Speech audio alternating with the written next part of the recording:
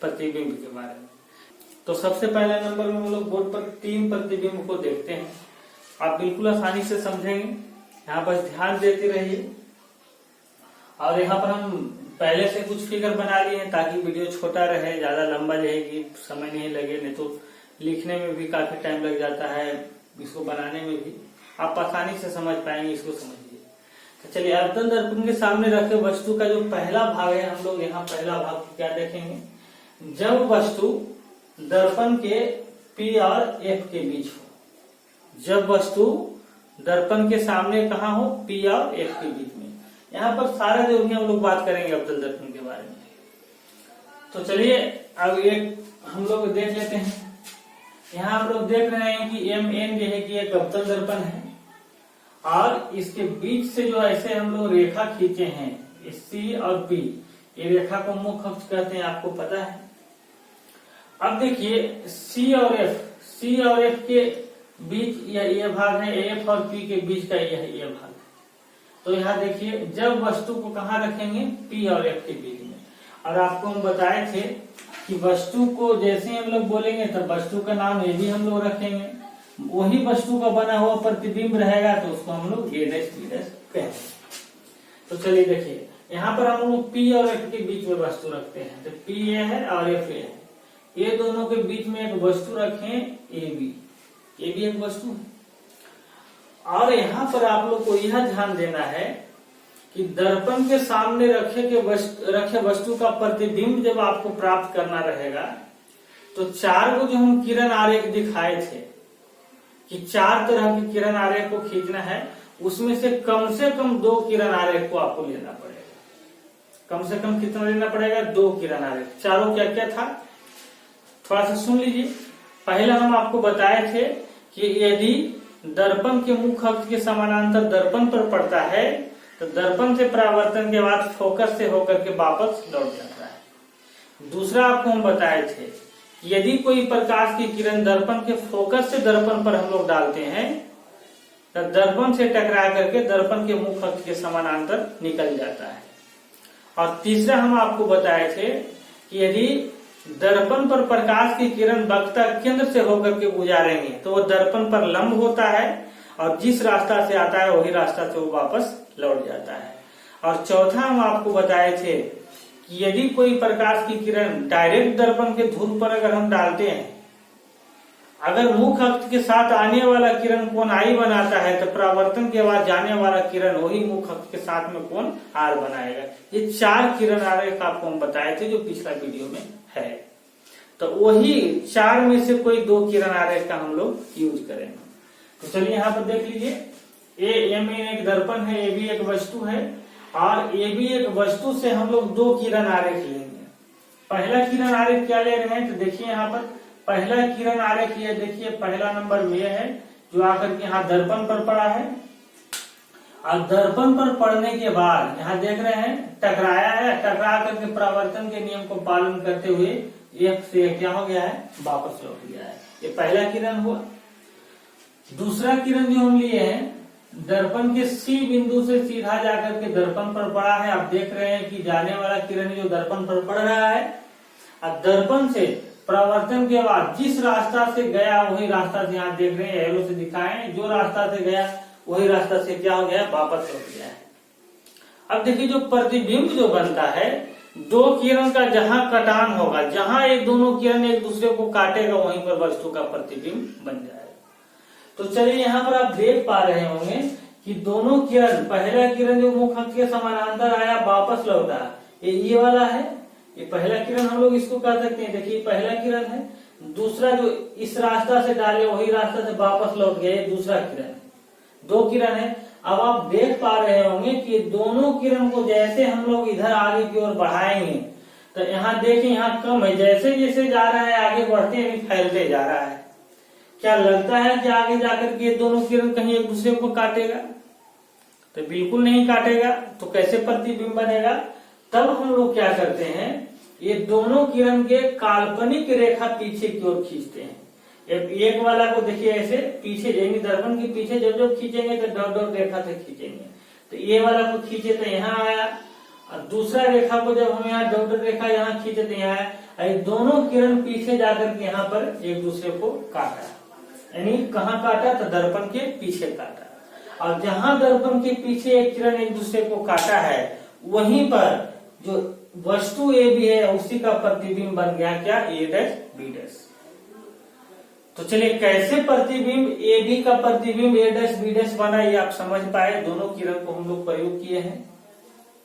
अब यहां देखिए, अब ये तो आरेख तो आपको बनाना ही है। जैसे आपको एग्जाम में पूछेगा कि उस चित्र को दिखाएं, उसको दर्शाएं जो जब अवतल दर्पण के सामने वस्तु पी और एफ के बीच रखा हुआ रहे। तो पहले तो ये वाला किरण आरेख इस तरह से पूरा आपको आरेख बना लेना है। उसके बाद इससे संबंधित है कि 4 प्रॉपर्टी, 4 गुण को आपको लिखना है। ये 4 गुण यहाँ दिया हुआ ए बी और सी, क्या क्या है आप फिगर से भी पहचान सकते हैं। देखिए पहला है प्रतिबिंब वस्तु से बड़ा बनेगा। आप देख पा रहे हैं वस्तु ये भी इतना छोटा है, प्रतिबिंब कितना बड़ा बन गया है, इतना बड़ा बन गया है। ये पहला भाग हुआ। तो चलिए पहला हम लोग देख लीजिए। दूसरा में क्या कहता है, प्रतिबिंब वस्तु की अपेक्षा सीधा होगा। देखिए वस्तु ऐसे है, इसका एरो ऊपर है, अब ऐसे ही वस्तु का प्रतिबिंब यहाँ बना, तो प्रतिबिंब तो वस्तु की अपेक्षा सीधा बन गया। ये देखिए दूसरा भाग इसका है। इसका तीसरा भाग में क्या है कि प्रतिबिंब काल्पनिक, या उसी को काल्पनिक को हम लोग आभासी कहते हैं, आभासी बनेगा। काल्पनिक कहने का मतलब है कि सर सिर्फ कल्पना कर सकते हैं। जैसे समतल दर्पण में जब हम लोग अपना चेहरा को देखते हैं, तो समतल दर्पण में दर्पण के पीछे जो हम लोग का प्रतिबिंब बनता है वो काल्पनिक है, सिर्फ कल्पना कर सकते हैं कि है, वास्तविक में होता नहीं है। वैसे ही ये वस्तु जो ये भी है, इसका प्रतिबिंब जो दर्पण के पीछे बना है वो काल्पनिक बनेगा। इसको भी आपको लिखना पड़ेगा। और इसका चौथा क्या है, तो चौथा है प्रतिबिंब दर्पण के पीछे बनेगा। आप देख पा रहे हैं कि वस्तु दर्पण के सामने है, जबकि प्रतिबिंब दर्पण के कहाँ बन गया है, पीछे बन गया है। तो इससे संबंधित जब 2 नंबर के प्रश्न आपसे पूछे जाएंगे, तो इस तरह का चित्र बना करके 4 भाग चारों आपको लिखना पड़ेगा इसका चारों गुण के बारे में। अब हम लोग देखते हैं इसके दूसरे भाग को, जिसमें आप देख सकते हैं कि जब वस्तु अवतल दर्पण के एफ पर हो, मतलब कि जब वस्तु अवतल दर्पण पर एफ पर हो। एफ पर बोले तो क्या, फोकस पर, यानी कि जब वस्तु को हम लोग फोकस पर रखेंगे तब वस्तु का प्रतिबिंब कहाँ बनेगा। तो देखिए ये अवतल दर्पण है, अवतल दर्पण का एफ है, सी है, पी है, यही फोकस पर देखिए एक वस्तु को ए और बी को रखा गया है। इसका पहला प्रकाश की किरण यहाँ से निकलता है, दर्पण से टकराता है, दर्पण से टकरा करके वापस एफ से होकर के लौट जाता है। दूसरा प्रकाश की किरण सी से डालते हैं, जो दर्पण पर सीधा लंब पड़ता है, जिस रास्ता से जाता है वही रास्ता से वापस लौट जाता है। अब बात यह है कि ये दोनों किरण का कटान कहाँ होगा, जहां कटेगा वहीं वस्तु का प्रतिबिंब बनेगा। तो देखिए वापस लौटने वाला किरण, ये किरण ये जब इधर जाएगी तो बहुत दूर में मिलेगा और वही प्रतिबिंब बनेगा, इसलिए उसको हम लोग अनंत कहते हैं। ये कहीं यहाँ पर नहीं मिला है, इसका मतलब वो अनंत पर मिलेगा, इसलिए वस्तु का प्रतिबिंब कहाँ बनेगा, अनंत पर बनेगा। तो देखिए जब वस्तु अवतल दर्पण पर हो तो इस तरह का इसका जो है कि फिगर बनाएंगे। इसका प्रॉपर्टी है प्रतिबिंब वस्तु से बहुत बड़ा बनेगा, अनंत पर जाकर के बनेगा तो वस्तु से बहुत बड़ा बनेगा। प्रतिबिंब वस्तु की अपेक्षा कैसा बनेगा, उल्टा बनेगा। तो एक बात और यहाँ जान लीजिए कि ई वाला स्थिति के छोड़ करके बाकी शेष 5 जितने भी स्थिति हैं सभी में वस्तु का प्रतिबिंब उल्टा बनेगा। यानी कि ये लाइन जब नीचे चल रहा है, दोनों किरण जब नीचे चल रहे हैं, इसका मतलब इसके नीचे बनेगा का मतलब कि वस्तु के अपेक्षा है कि प्रतिबिंब कैसा बनेगा, उल्टा बनेगा। दूसरा प्रतिबिंब वास्तविक बनेगा। जो भी प्रतिबिंब वास्तविक होता है कोई भी स्थिति में जो प्रतिबिंब वास्तविक बनेगा वो उल्टा रहता है, या कह सकते हैं जो उल्टा बनेगा वो वास्तविक बनेगा। और अभी हम लोग देखें कि प्रतिबिंब कहाँ इसका बनेगा जाकर के, तो इसका प्रतिबिंब जाकर के अनंत पर बनेगा। तो ये अवतल दर्पण के सामने रखे वस्तु का ये दूसरा स्थिति था। तीसरा स्थिति को देखिए, जब वस्तु अवतल दर्पण के सी और एफ के बीच हो। अब हम लोग वस्तु को सी और एफ के बीच में रखते हैं, तब देखते हैं कि वस्तु का प्रतिबिंब कहाँ बनेगा। तो देखिए यहाँ पर एफ है, सी है, यहाँ पर आप पी बना लें, दर्पण का पोल है, तो एफ और सी के बीच में जब हम लोग ए और बी वस्तु को जब रखते हैं तो इससे दो प्रकाश का किरण निकलेगा। पहला प्रकाश की किरण निकलेगा जो जाकर दर्पण पर पड़ेगा, दर्पण से परावर्तन के बाद एफ से होते हुए क्या हो जाएगा, वापस लौट जाएगा। दूसरा प्रकाश का किरण हम लोग कौन सा लेते हैं, तो दूसरा प्रकाश का किरण लेते हैं जो वस्तु से निकलेगा और एफ से होते हुए जाकर के दर्पण पर पड़ेगा। ये भी हम लोग किरण आरेख में देखे थे, वस्तु से निकलेगा और एफ से होते हुए जाकर के दर्पण पर पड़ेगा और दर्पण से परावर्तन के बाद ये मुख अक्ष के समानांतर बाहर निकल जाएगा। हम लोग देखे थे मुख अक्ष के समानांतर पड़ेगा तो एफ से जाएगा, जो एफ से जाएगा वो मुख अक्ष के समानांतर निकल जाएगा। और ये दोनों किरण, पहला किरण ये देखिए ये है और दूसरा किरण ये है कि इधर से आ रहा है, जो है दोनों किरण का कटान कहाँ हो रहा है, यहाँ पर देख रहे हैं हो रहा है कटान। और जहां ये दोनों किरण एक दूसरे को काटेगा वहीं पर वस्तु का क्या बनेगा, प्रतिबिंब बनेगा। तो यहाँ पर आप देख पा रहे हैं ये डैश बी डैश वस्तु का क्या है, प्रतिबिंब, यहीं पर वस्तु का प्रतिबिंब बन जाएगा। तो चलिए इसका प्रॉपर्टी, इसका भी गुण आप देख लीजिए कि क्या है। प्रतिबिंब वस्तु से बड़ा बनेगा, यहाँ देख लीजिए वस्तु बस इतना छोटा है, प्रतिबिंब कितना बड़ा बन रहा है, बड़ा बन रहा है। दूसरा प्रतिबिंब उल्टा बन रहा है, यहाँ देख लीजिए मुख अक्ष पर वस्तु को इस तरह से लिखे हैं, प्रतिबिंब इस तरह से जैसे बन रहा है, इसलिए प्रतिबिंब यहाँ पर क्या बन रहा है, उल्टा बन रहा है। और अभी हम आपको बताए थे कि कोई भी प्रतिबिंब जब वास्तविक बनेगा तो उल्टा ही बनेगा, या कह सकते हैं जो उल्टा प्रतिबिंब होगा वो वास्तविक होगा। वास्तविक का एक और पहचान है, ये दर्पण जिधर है, दर्पण का यही परावर्तक सतह जिधर से चेहरा देखते हैं उधर ही अगर प्रतिबिंब बन जाए तो भी वास्तविक होगा। यहाँ देख पा रहे हैं कि दर्पण के पीछे बना है तो काल्पनिक, जो भी काल्पनिक बात रहेगा, काल्पनिक रेखा है तो उसको डब्ल्यू से दिखाएंगे, काल्पनिक प्रतिबिंब बना है तो ये भी हम लोग काल्पनिक प्रतिबिंब को डब्ल्यू से दिखाएंगे। इधर अगर जो बना है तो वास्तविक बना है तो सीधा रेखा से दिखाएंगे। तो वास्तविक के दो तीन प्रॉपर्टी है कि वास्तविक प्रतिबिंब उल्टा भी रहेगा और जिधर दर्पण का परावर्तक सतह है उधर ही दर्पण का रहेगी, उधर ही वस्तु का प्रतिबिंब बनेगा। और यह प्रतिबिंब बन कह रहा है तो देख रहे हैं कि ये वाला पी है, ये पी सॉरी एफ है, ये सी है और सी से आगे प्रतिबिंब बना, मतलब सी और अनंत के बीच में वस्तु का प्रतिबिंब ए डैश बी डैश बन रहा है। तो यहाँ पर आप देखें कि गोलीय दर्पण में जो अवतल दर्पण के सामने रखे हुए वस्तु का यह कि प्रतिबिंब का तीन स्थिति, 1 2 और 3 और भी हम लोग देखते हैं। तो चौथा में देखिए क्या है, जब वस्तु अवतल दर्पण के सी पर हो, यानी कि वक्रता केंद्र, यहाँ आप सी लिख लें, सी है यहाँ, यानी जब वस्तु ही सी पर हो, इस तरह से जब वस्तु सी पर रहेगा तो इसका स्थिति को समझना और बिल्कुल आसान है। तो वस्तु जब सी पर रहेगा तो इसका एक प्रकाश की किरण देखिए मुख के समानांतर दर्पण पर पड़ेगा जो एफ से निकल जाएगा। दूसरा प्रकाश की किरण ये देखिए एफ से डाल रहे हैं, दर्पण से परावर्तन के बाद पूरा मुख के समानांतर निकलेगा। ये दोनों किरण का कटान सी के ही जस्ट नीचे होता है और यहीं पर जब वस्तु को हम लोग बनाते हैं तो देखिए वस्तु का प्रतिबिंब बनाते हैं, तब वस्तु जहां पर रखा हुआ है उसी के जस्ट नीचे वस्तु का प्रतिबिंब बन जाता है। तो यहाँ पर आप देख रहे हैं ये भी वस्तु इस तरह से सीधा रखा हुआ है, उसी का जब जस्ट जहाँ रखा हुआ वहीं पर जस्ट उसका उल्टा प्रतिबिंब ए डैश बी डैश बन जाता है। तो चलिए यहाँ पर इसका स्थिति को आप समझ लीजिए। कहता है प्रतिबिंब वस्तु के बराबर बनेगा, यानी कि जब जहाँ है वहीं पर जब बनेगा तो जितना बड़ा वस्तु होगा उतना ही बड़ा वस्तु का प्रतिबिंब होगा। प्रतिबिंब कैसा होगा, तो यहाँ देख रहे हैं प्रतिबिंब उल्टा है, देख रहे हैं वस्तु को जब ऐसे रखे तो इसका उलट के प्रतिबिंब बना, तो प्रतिबिंब कैसा बनेगा, उल्टा। और यहाँ पर तीसरा आपको बताएं कि उल्टा जो भी प्रतिबिंब रहेगा वो कैसा होता है, वास्तविक होता है। अब प्रतिबिंब बन कहाँ पर रहा है, तो जहाँ पर वस्तु रखा हुआ है वहीं पर वस्तु का प्रतिबिंब बन रहा है। तो इसका चौथा स्थिति का ये एक ही गुण है।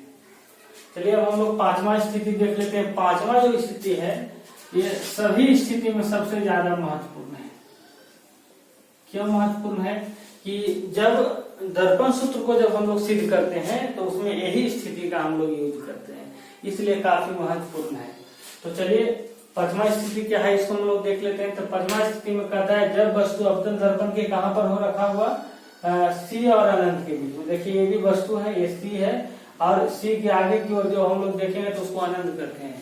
जब वस्तु अनंत और सी के बीच में, देखिए अनंत और सी के बीच में ये भी वस्तु रखा हुआ है, इसका पहला प्रकाश का किरण निकला है जो दर्पण से परावर्तन के बाद एफ से होते हुए क्या हो गया, वापस लौट गया है।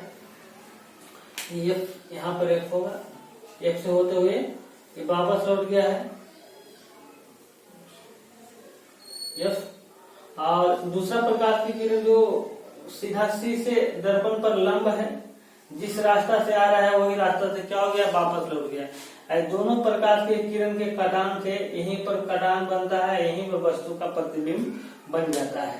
तो देखिए वस्तु को यहाँ रखा, यहीं पर इसका प्रतिबिंब बन गया। देख लीजिए सारा प्रॉपर्टी इसी से पता चल जाता है। वस्तु का प्रतिबिंब यहाँ A डैश B डैश जो बना वस्तु की अपेक्षा छोटा बन गया है। कहाँ बना है, तो C और F के बीच में बन गया है। और आपको बताए थे प्रतिबिंब देख लीजिए वस्तु की अपेक्षा उल्टा है, और जो उल्टा प्रतिबिंब होगा वो क्या होगा, वास्तविक होगा। तो यही आपको जो है कि आरेख बना करके इसका 4 गुण को इस तरह से लिखना पड़ेगा। अगर इस पर फिगर पर आपका बढ़िया पकड़ है तो गुण तो लिखना बिल्कुल आसान है। देख लीजिए प्रतिबिंब कैसा बनेगा, छोटा। देख लीजिए वस्तु बड़ा है, प्रतिबिंब कैसा बना है, छोटा बना है।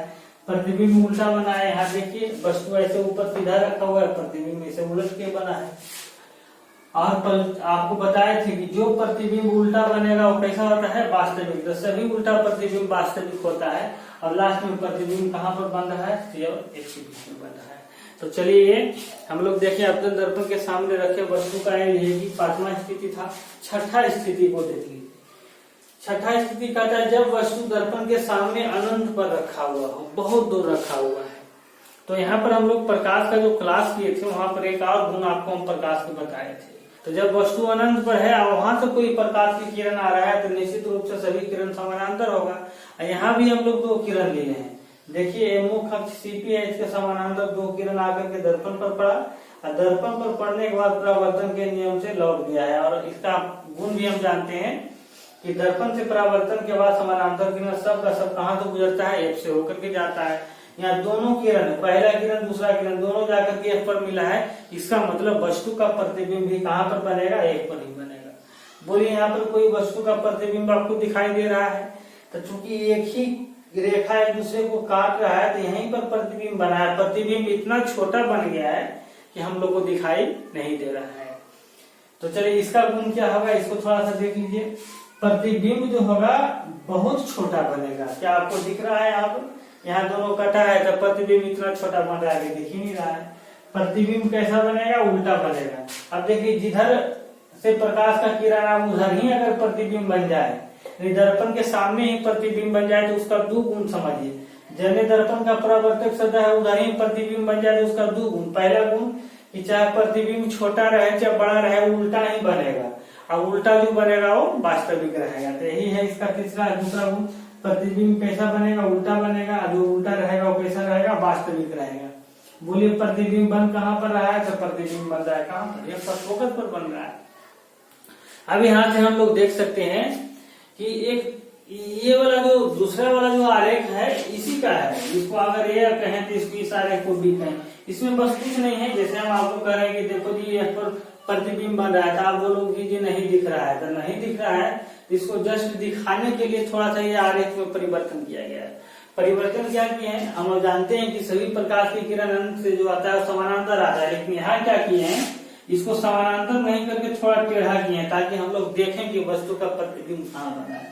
देखिए मुख्य अक्ष जो है यहाँ पर F और C है या CP हम लोग कहें, मुख्य अक्ष जो है इस पर जो प्रकाश का किरण इसके समानांतर नहीं डाल करके थोड़ा टेढ़ा करके डाले। टेढ़ा करके डाले तो पहला प्रकाश का किरण यहाँ डाले, यहाँ तक गया, दूसरा इसका P पर डाले, यहाँ तक गया। अब दोनों किरण का जहाँ पर कटान होता है वहीं पर वस्तु का प्रतिबिंब बनता है। ये वस्तु का प्रतिबिंब कहाँ पर बन रहा है, F पर। एक और हाईलाइट है कि किरण नहीं है, लेकिन इसको हम लोग देखने के, वस्तु को देखने के वजह से जो है इस तरह का जो है क्या आलेख बनाते हैं। तो चलिए आज हम लोग देखिए अवतल दर्पण के सामने रखे वस्तु के प्रतिबिंब के बारे में कि अवतल दर्पण के सामने वस्तु को कहाँ कहाँ रखेंगे, किस तरह से